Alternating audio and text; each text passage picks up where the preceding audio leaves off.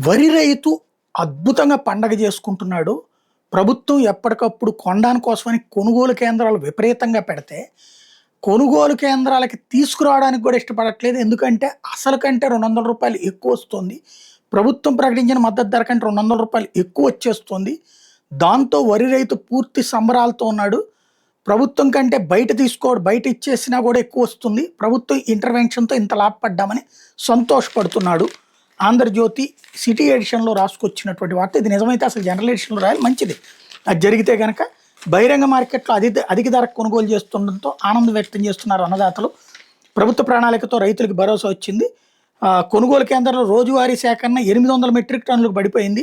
వాస్తవం 2500 మెట్రిక్ టన్నులు సేకరించాలని వాళ్ళు రెడీ అయితే 800 టన్నులకు మించి రావట్లేదు. ఎందుకంటే రైతు సంతోషంతో బయట అంతకంటే రూ. 200 ఎక్కువ వస్తూ ఉండటంతో అక్కడ అమ్ముకుంటున్నాడు అన్నటువంటి వార్తని హైలైట్ చేసింది. ఇది నిజమైతే మాత్రం అద్భుతం, పండగే.